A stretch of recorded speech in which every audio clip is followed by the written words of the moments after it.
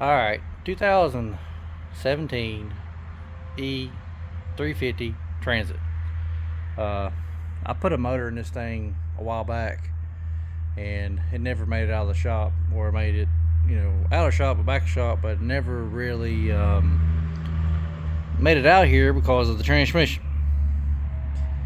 Transmission went bad. Uh, After I put the motor in, it just it went all crazy.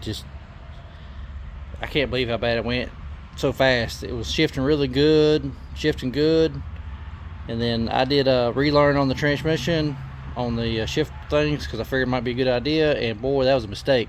Because once I did that, this thing, it shifted wrong. It was slamming in gears. It was making noises. It was whining. I mean, it did all kinds of crazy stuff. I was super surprised that happened. But if you ever want to do these things and you don't have a lift, don't take that cross member out. Just don't do it. Unhook the transmission. Unhook a few things from the transmission, keep it from pulling out, like O2 sensors, whatnot, on the wiring harnesses. And then unbolt the motor. Leave the wiring harness on the motor. Take the top intake off, and then put your chain on this thing here, right here to the exhaust. That's probably the only place you can put it. There ain't no other place I saw or could feel with my hands to put that chain. But that's what I had to do, and I pulled it out. That was easy. I did that in like 5 hours. I mean, it's not bad at all. Take the front end off of it. It's not hard. You just gotta take your time. Take your time. Take it off. Don't get in a rush.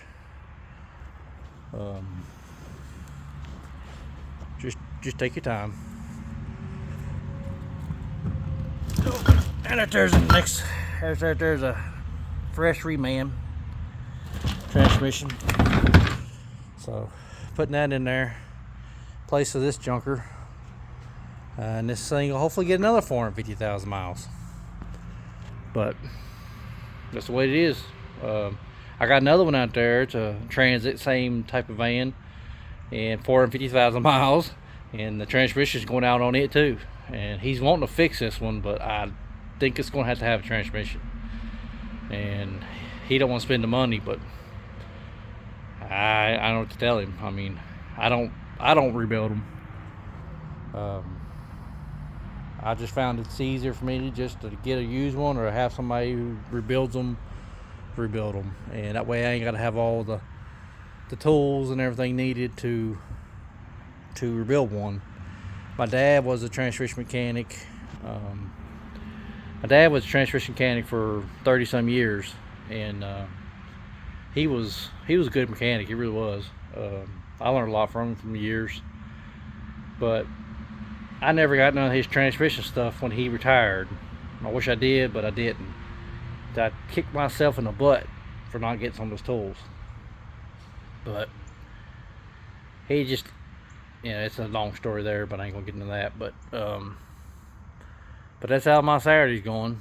And I got this troublemaker Toyota, and I made a mistake on it. Good day did I make a mistake. I was putting in the AC pump, and it come out of a different vehicle, and I had to, and this AC pump bracket was in there, and it needed this one. Well, if you look at it, it's thicker, and it's away from the body better. Right here, right there is thicker. This right here is nothing. I mean, it's not even thick at all. So my dumb ass put a long bolt in, didn't realize that what it was doing, and I put a hole. I don't know if you can see it. See where there you go. See where the JB weld is right there? I punched a hole in the oil galley right there, and that was a freaking nightmare. I thought I was going to buy another engine, because getting somebody in here to weld that block would be pretty challenging, and it wasn't going to do it. The OJB weld's pretty good stuff. I've used it before, and I tried it first time, it failed. Tried it second time, it failed. I tapped the hole where I broke through, put a cut off piece of bolt in the hole. Then I JB welded over that, thought I had it. Then I had a pinhole, and it leaked some more. So I had to grind all that back out, that pinhole area, redo it again. And the third time I got it to actually seal. So it's good now. I've run it for about 5 minutes, just idling, and no oil showed up. So hopefully this motor job will be done and gone by tomorrow, I hope. I have to put everything back together. I moved stuff out of the way just to give me some more room in there. But this engine swaps hopefully will be out here. But yeah, my Saturday's gone kind of shitty in a way, but you know, it is what it is. It's mechanic life, you know. It either goes really well or it turns into a shit show. So it is what it is. You got to learn how to fix your mistakes and go on. Can't cry about it and mope about it and everything else. You just got to fix them and go on.